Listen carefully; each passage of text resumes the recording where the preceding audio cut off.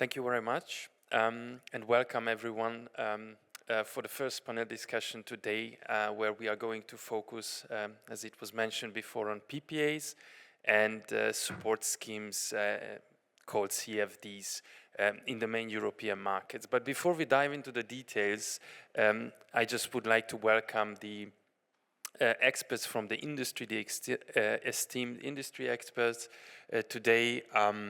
The generation side is very strongly represented in this panel, so I would like to ask our panelists for a short introduction. First, Gergely Bangocs from Switzerland. Please, a short introduction. Thank you, Imre. Good morning, everyone. My name is Gergely Bangocs. I work for an IPP, an independent power producer. The name is GoldenPeaks Capital. My position is a senior PPA manager, so I'm primarily responsible for negotiating the corporate PPAs. GoldenPeaks Capital might not sound familiar to you, so just a couple of words about the company. We are present in Hungary and Poland and involved in solar asset development and BESS development. And I'm going to be talking about the different topics relevant to these markets, primarily Poland and Hungary. And I'm very much looking forward to talk to my colleagues on this panel. Yeah, good morning, everyone. My name is Daniel Peschel. Very pleased to be here today on this panel. I work for a company called AMPYR Solar Europe. We're a solar platform, IPP, which means that we develop, construct, and operate large-scale solar assets and battery storage assets across Europe, currently active in the German market, the Dutch market, and the UK market. I myself, I'm working as a PPA originator for AMPYR Solar Europe, focusing on the German market and the Dutch market, which are both our most important markets, where we have signed more than 100 megawatt of PPAs in each market last year. Good morning, I'm Vladimir Tabutov. Thank you, Energy Box, for the invitation.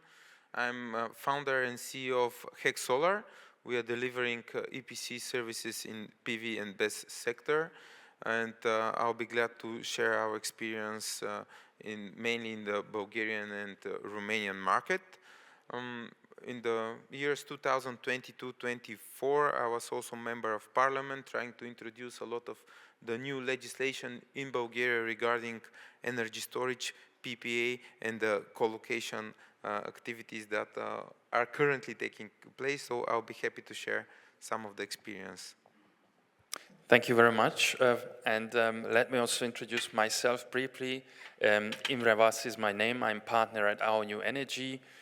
For you who don't know us, Our New Energy is a PPA transaction advisory firm present in almost all European markets, and our main task is to support IPPs and generators in their PPA discussions and negotiations, but we're also working together with utilities and trading companies across Europe.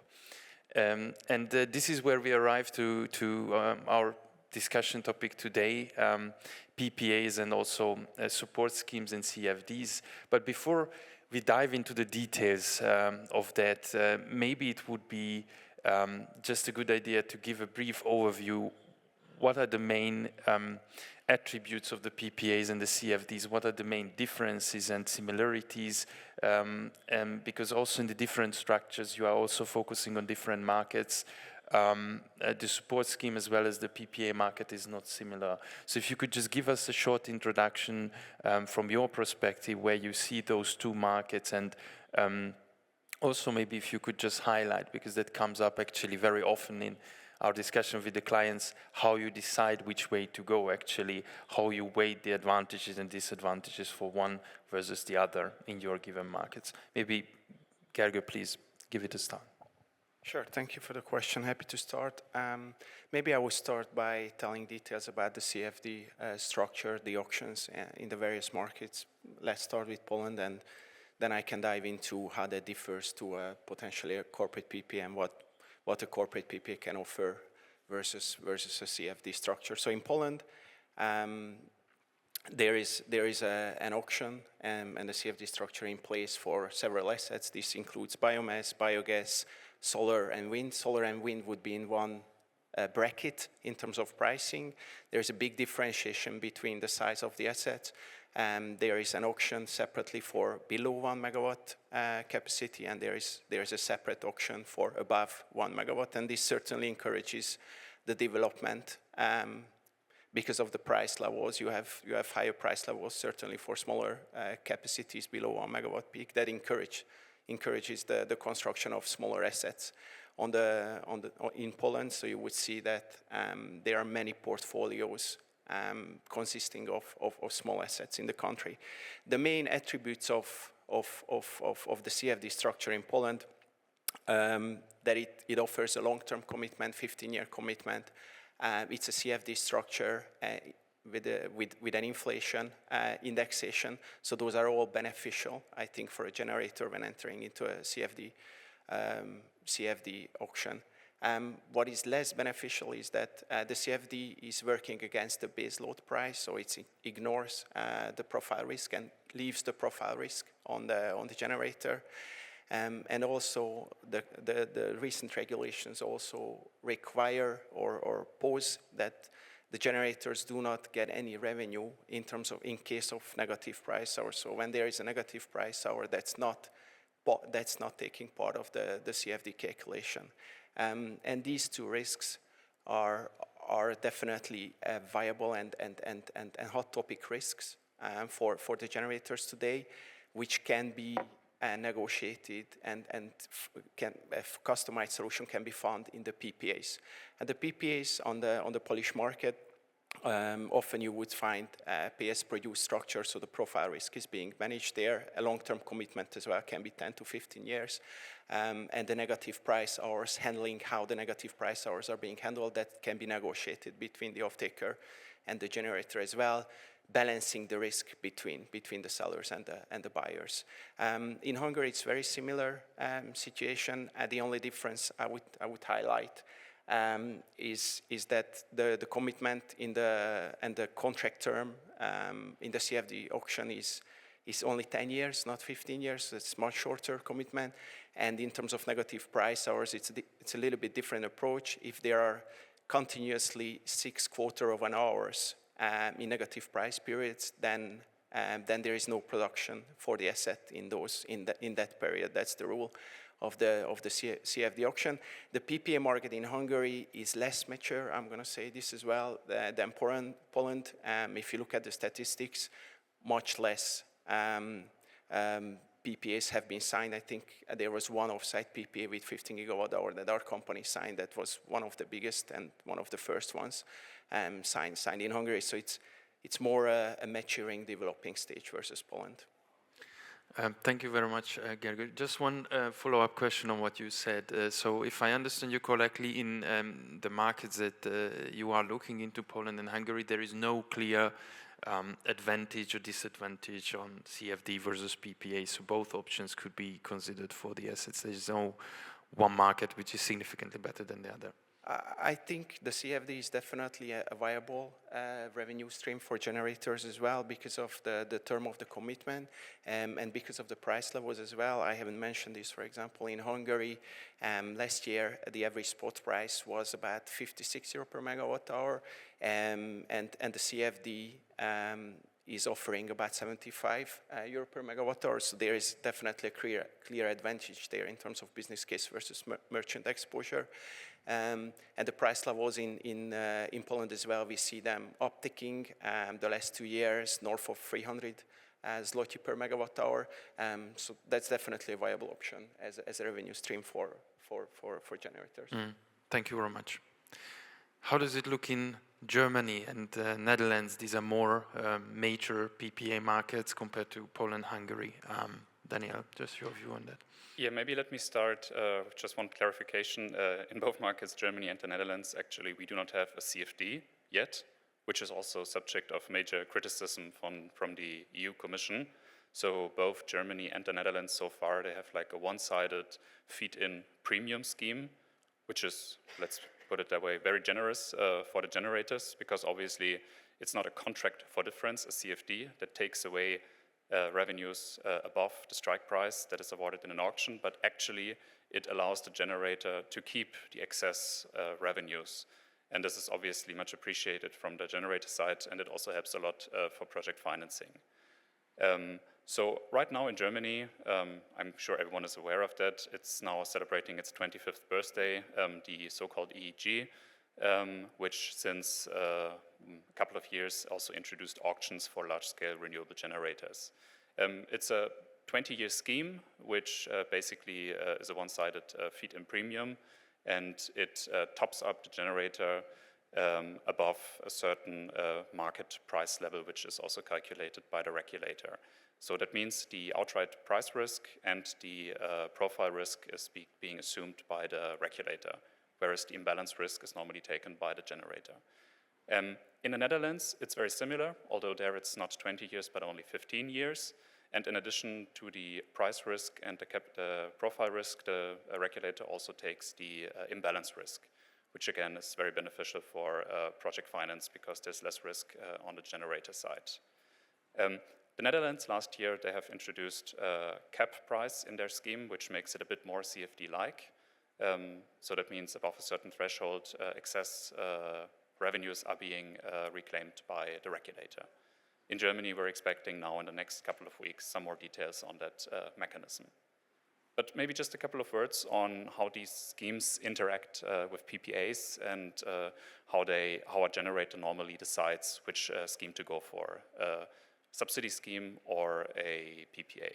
So in the Netherlands, luckily, the SDE++ subsidy scheme allows guarantees of origin, GOs, to be issued, which makes it very easy to combine the subsidy with a PPA. And this is also what the market has been doing for a very long time.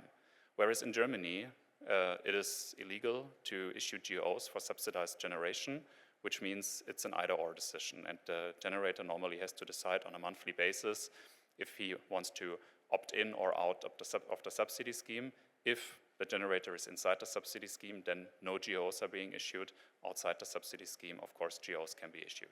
So in Germany, it's a binary decision, either PPA or subsidy, because most PPA off-takers obviously want to claim the green attribute, the guarantee of origin.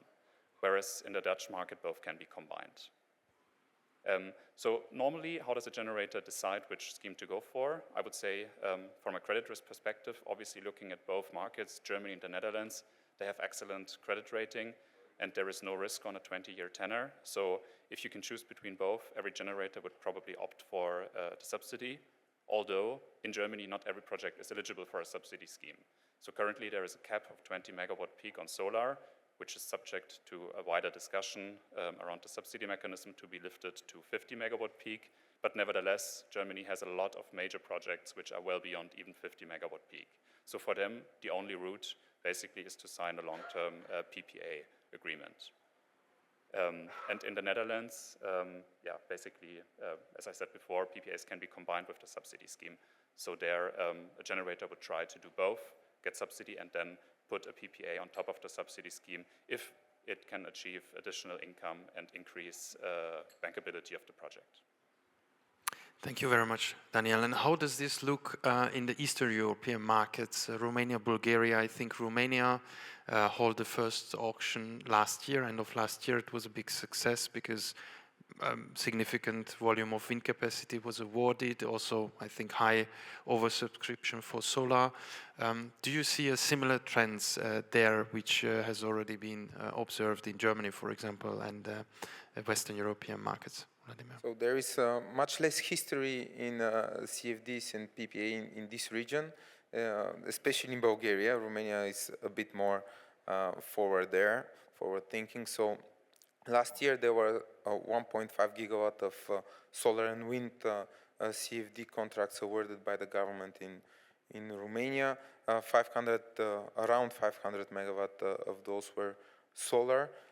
So in comparison to the PPAs that were signed there, it's still a minor part, but of course it's an instrument that has helped finance a lot of projects. We have seen in the past couple of months projects being pushed backwards on the PPA side due to the fact that already off-takers want to see best capacity. So it's not only pay-as-produced principle, but they want to see more regulation there in terms of the production curve. So practically the PPAs are evolving and getting more complex. We know that by the end of the year also there will be another 3.5 gigawatt CFD from the modernization fund in Romania, of which 1.5 gigawatt will be solar.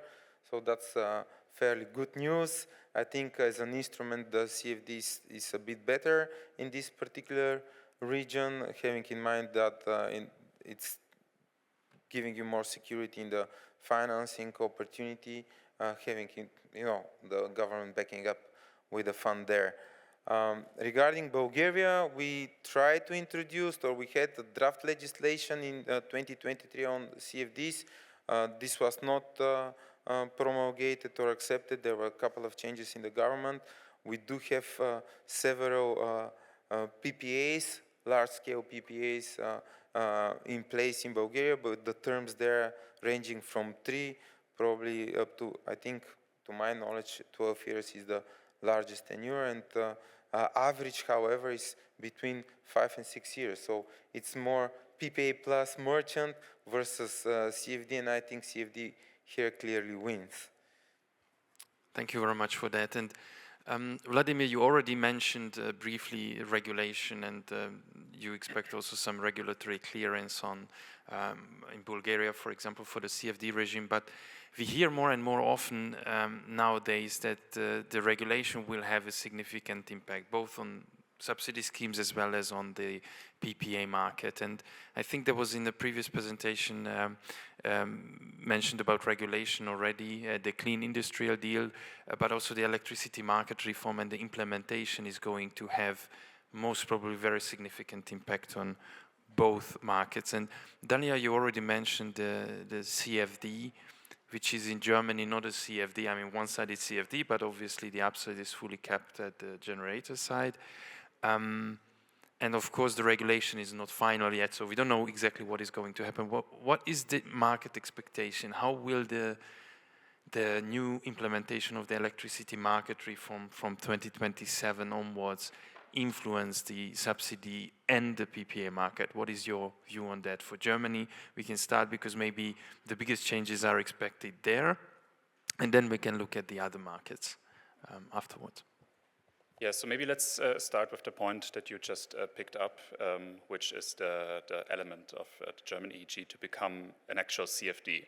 So as of right now, the EU Commission basically wants all member states that do have state aid for renewable energy to change their schemes into a proper CFD scheme, which means that excess profits have to be returned to the regulator. In the German market, this is not yet the case, and right now the let's say state aid approval of the current EEG will expire by the end of 2026. So that means by the end of 2026, Germany has to change to a CFD scheme. Last year, the German Ministry of Economy has published a draft paper of how a CFD scheme in Germany could look like. So there's different proposals ranging from a very simple sort of traditional CFD, just with a strike price and then payments in both directions, to more advanced and sophisticated schemes which do not actually rely on actual production, but more on the potential production and the installed capacity, with a capacity payment instead of a production-based payment, which is quite a jump from the current scheme, which is very generator-friendly, to a very complicated scheme, which will be harder for generators to grasp, and also much harder for lenders to accommodate in their project financing. But as currently there's a lot of push from the EU Commission, word is out that the ministry, or the new ministry, which will start work very soon in the next couple of days, will start drafting a very simple CFD in order to comply with the state aid guidelines. And then hopefully in the next couple of weeks or months, we will have a draft framework, and then towards the end of the year or latest early next year, we will have the first auction with a proper CFD scheme in Germany. And do you see that once the CFD scheme is in place, I mean, you mentioned that the current EG is giving the optionality to opt in and opt out for the developers. If it's not going to exist, most probably then, do you expect that a significant supply will flow into the PPA market because developers will then rather seek a PPA than a CFD? Yeah, that's a very good question, and I think it depends on the final design of the CFD. As you said, it's probably not going to be allowed for the generator to drop out. Otherwise, in every month where market revenues are expected to be high, the generator would drop out, and when market prices are expected to be low, they would go back into the subsidy scheme, so that's not going to be the case, I'm convinced. So it's more a decision at the beginning of a project, apply for a CFD or go into the PPA market. And ultimately, this will be a question of two elements. One is obviously price. In the last couple of months, we've seen a major push downwards on PPA pricing, where especially towards the end of 2022, PPA prices were astronomically high and much higher than any subsidy price. Now, prices have come down to, let's say, pre-pandemic's level, and making it very hard for generators to actually build and bank a project based on a PPA. Whereas the subsidy scheme is still sort of attractive enough to make projects possible, although there have been, over the last couple of subsidy rounds, quite some decreases in prices. So it's a question of price, most important, and also I would say it's very important to look at availability and competition. The last subsidy rounds in Germany, they were heavily oversubscribed, and this is expected to move on in the same fashion, whereas the PPA market has noticeably dried out over the last couple of months, especially, I would say, for solar PPAs without co-located BESS, because after the news coverage of, let's say, a large number of negative prices over the last year and a half. This year we already had 150 negative prices in Germany. Corporate PPA buyers have become a bit more cautious to assume solar profile risk, negative price risk. Hence the PPA market has dried out quite a bit, and it is to be answered if there will still be sufficient demand from the corporate PPA side to absorb the huge amount of solar development in Germany. Thank you very much for that, Daniel. I think the electricity market reform and the regulatory changes are exactly also intended to boost the demand on the PPA market, because I mean the regulators also notice that if the subsidy scheme is changed into the disadvantage of the generators, there should be actually an offset on the market-based solutions, which would then absorb the generated power. If we look at the Eastern European market, Hungary and Poland, you mentioned, Gergely, there maybe the CFD scheme is already more in line with the new regime of the electricity market reform, but how do you see that the PPA market could potentially grow further to actually cater for the increased supply of projects going forward? I think there are several subjects here, I think, that the generators and the industry needs to address in order to support the growth of the CPPA market. I think one is the generators and the lenders as well, in terms of understanding risk, will have to be able to offer different products. So pay as per used and standalone pay as per used as such will not be able to, I think, to attract continuously that CPPA demand. We need to look at different price structures, floor structures, color structures that potentially offer market exposure as well, but at the same time provide firmness or certain firmness with the floor structure on the business case for project financing purposes. So that's one thing. The other thing, I think, is managing the profile, and the supply profile itself is going to be important as well. As I mentioned, pay as per used is not necessarily going to be the only product that is going to be achieving that CPPA demand. Co-located batteries could be an option. However, one certainly would need to look at what is the cost of the batteries, how that changes the PPA price. Will that remain to be competitive, and whether the off-takers are ready to pay that additional cost that BESS is adding to the standalone solar PPA price. And then what is the benefit of a collocated BESS for the off-taker? That needs to be studied as well. It's reducing the residual exposure. Is it shifting in a CFD structure, financial structure? Is it shifting the supply to high price zones? Is that increasing the benefit of a CFD business case? These are things I think that will need to be looked at. And another thing what I think is going to be important is I think at the CPPA market in East Europe, especially in Poland, in Hungary less so, but is running out of the so-called blue chip companies that are credit-worthy and that are bankable companies. So there, for example, the European Green Deal will come quite handy, supporting and giving security for SMEs, for smaller companies, where the financial strengths, where the credit worthiness or the bankability is not there today. So I think that's important, is providing security for off-takers that cannot have that security, and then binding them into potentially smaller off-takes, and these off-takers binding them into a multi-buyer PPA. I think that's going to be a future as well, in terms of moving towards a healthier CPPA market.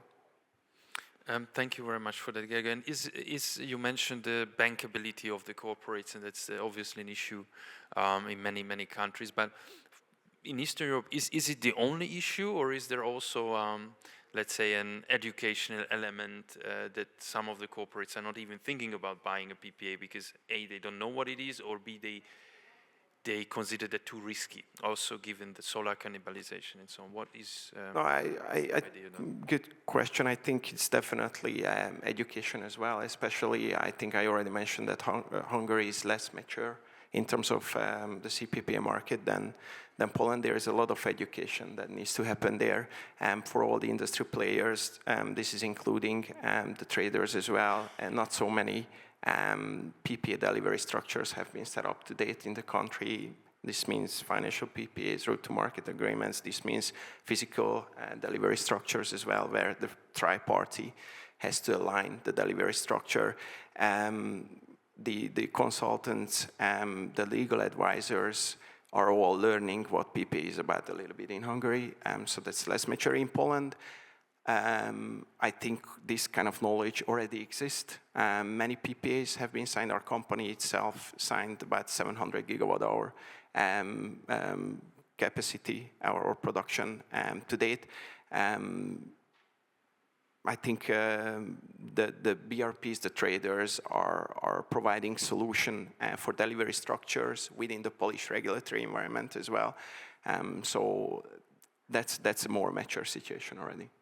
Thank you very much. And I'm turning to you, Vladimir, on a similar point, because we heard about the regulation that could potentially help to boost the PPA market and the demand in the PPA market. And you also mentioned that Romania and Bulgaria, there were not too many PPAs signed yet, so it's obviously a market in an earlier development phase. What do you think could be the game changer in terms of the future regulation that would boost the demand in these markets for PPAs or CFDs? I mean, you mentioned also CFDs an option in Bulgaria and Romania. What is your view on that?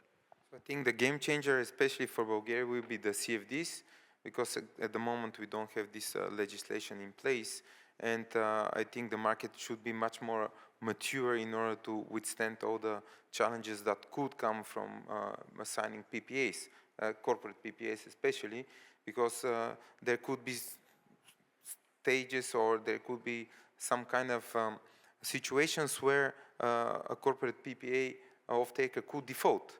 And that's something, you know, when we see what's going on in the US, how it affects actually production and consumer, then it definitely has potential impact on long-term PPAs. So at the same time, we've seen a couple of PPAs being signed in the last couple of years, and I wouldn't say that, you know, on the several side, you will be a winner, because, as you mentioned, the price of PPAs have been extremely high in the last 2-3 years in comparison to what we see now. So will this PPA withstand or not? that's very, very questionable. I mean, if you signed a 10-year PPA at 80 euro and the market hits, let's say, an average of 35, 40 euro per megawatt hour in this or next year, I mean, it will be a great incentive not to really somehow respect your PPA engagement. So that's something that you need to be able to regulate within the legislation, and that's why I think really first you need to go through the CFD market to make sure that also all the institutions, traders and financial institutions understand it a lot, and then go into the more complex mechanism of using corporate and cross-border PPAs. That's my personal opinion. Thank you very much for that. And one question came up already. You mentioned several times, I think, and I'm just looking at the time. We have not too much time left, but one point I want to cover definitely in our discussion today, and that's negative prices. So negative prices is something which everyone hears about, and obviously is very much influencing the viability and the economic strength of a project.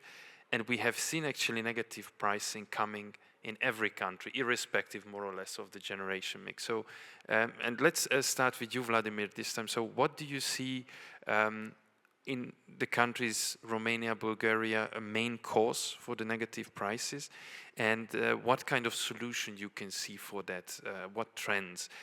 Potentially, I don't know if you have any view on the PPA, how it's treated in the PPA, and what could be actually the solution medium term, long term to outgrow the negative price problematic we have currently for renewables. Just shifting the production curve is the first panacea, of course, and the capex of the BESS is helping for that. So if we say last year we were, for example, as an EPC selling something like 400,000 euro per megawatt hour, just the PV side, we already include the BESS storage in this capex right now. So, you know, the declining price of BESS that is out there on the market, the development of different technology helps shift this production curve.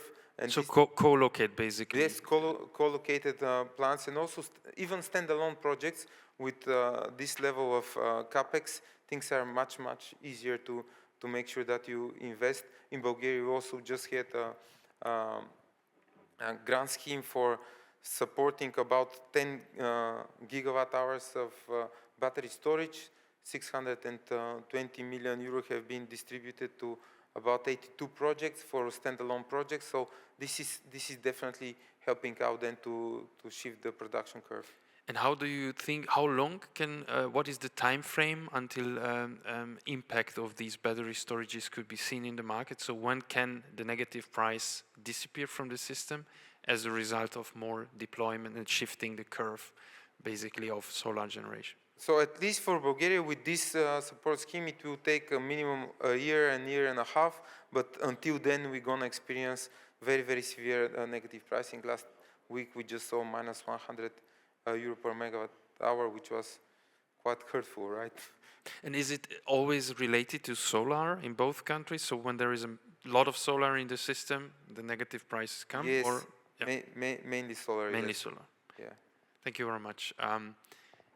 If I just move to you, Daniel, I think Germany might be very similar to what was said for Romania, Bulgaria. Netherlands might be slightly different with different technology mix in the system, right? Yeah, I think both markets are leading the field when it comes to negative prices.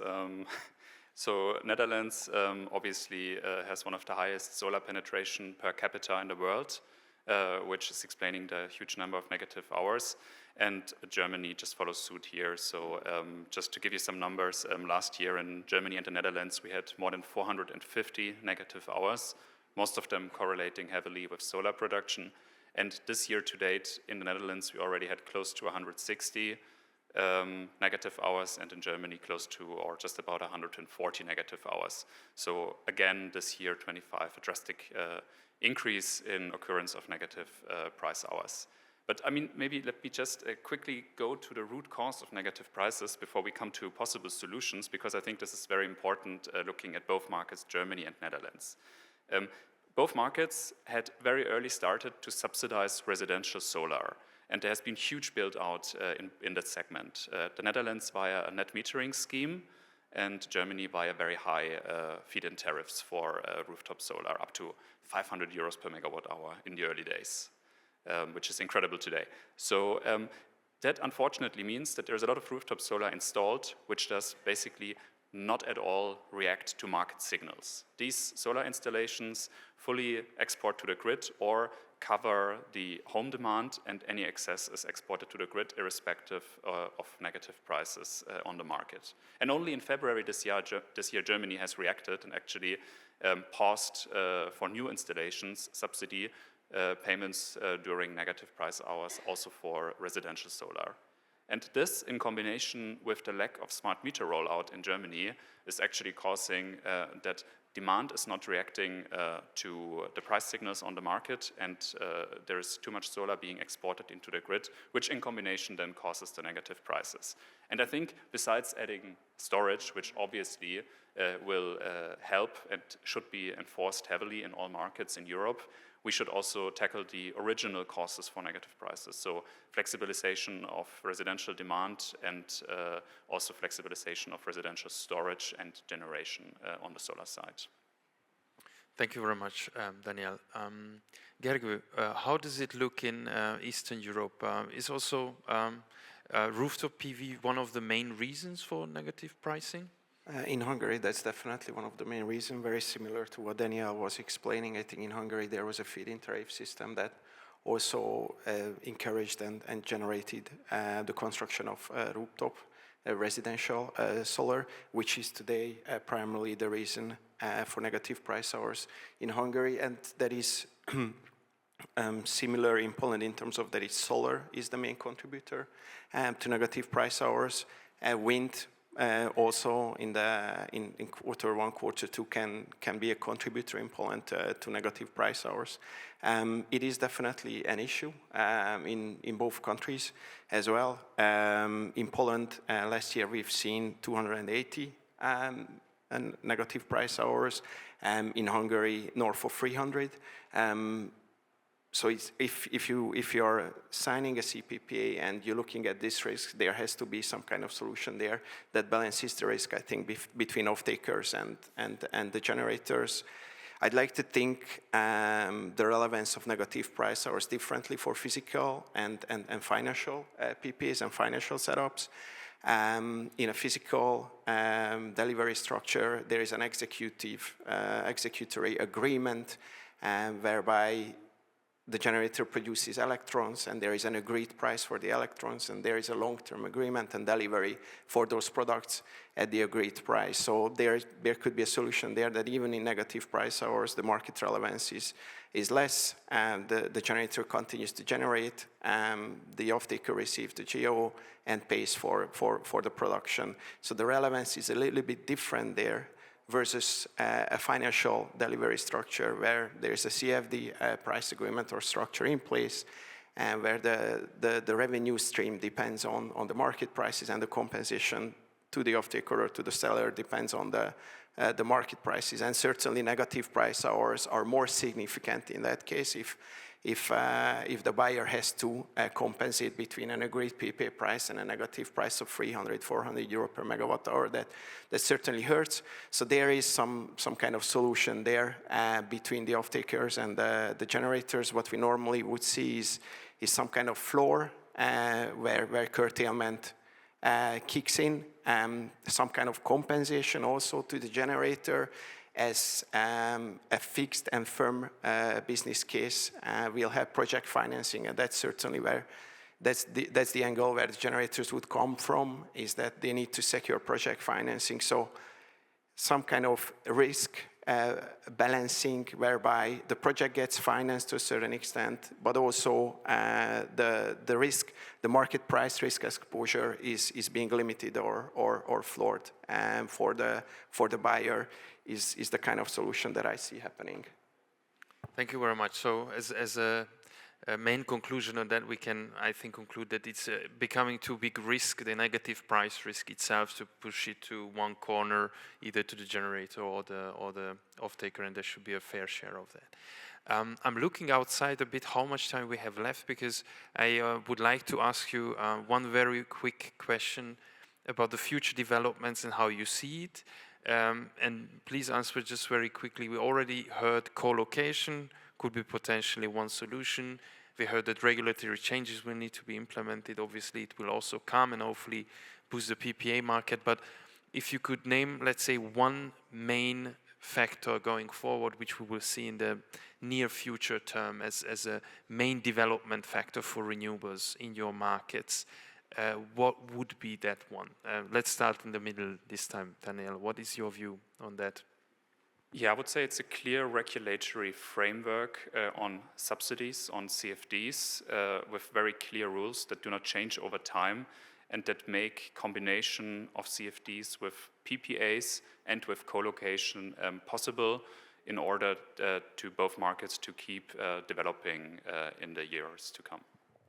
Thank you. Sorry for interrupt, only have 5 minutes left. Yes, so 2 more points and then we go to the Q&A. Then Vladimir, just your view on that, sorry. Yes, on top of the security by regulation, I should say massive deployment of BESS and on co-located systems. I don't believe you'll be able to finance and realize a PV project without battery storage anymore. Thank you very much. And Gergely, what is your view? I absolutely agree with my colleagues, and then I would only add, I think what I already talked about is security for smaller off-takers provided by the European Central Bank. I think that's going to be important as well to push CPPAs. Thank you very much for these very, very insightful thoughts, and we turn to the audience now, and we are happy to receive any questions if you have to the panelists or to the topics we discussed.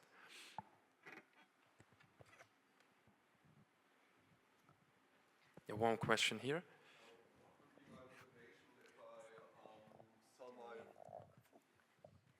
What would be my motivation if I sell my electricity with CFDs to implement a co-located BESS? Because if I do CFDs, I get my fixed revenue, right? Yeah, I think you are referring to existing asset already, right? So you have an existing asset, you have in the CFD, you receive the CFD, and then your motivation for co-location in that case. I don't know who would like to take this, Daniel. Yeah, I think 2 points here. First, negative prices. Normally, CFDs exclude payment during negative price hours. So previous versions, looking at Germany again, e.g., there was a so-called 6-hour rule. Now it's becoming the 1-hour rule. That means every negative price hour does not receive subsidy payments. So retrospectively adding co-located BESS to shift generation to non-negative price hours will then also increase your subsidy payments, which then can be recovered. So that could be one reason for existing installations. And for new installations, I agree, obviously there needs to be more thought around it. As I have previously mentioned, the capacity-based scheme, which looks at a proxy generation and not as at an asset-specific generation, could still allow a co-located BESS to achieve additional revenues on top of the CFD payments. So it depends on the subsidy design also if it makes sense or not economically. Yeah, but just one point. So when we spoke about co-location, I think we were speaking about future projects, so the design of new projects which are going to actually come online in the future years. Follow-up question you had, I think. No, thank you. Any other questions?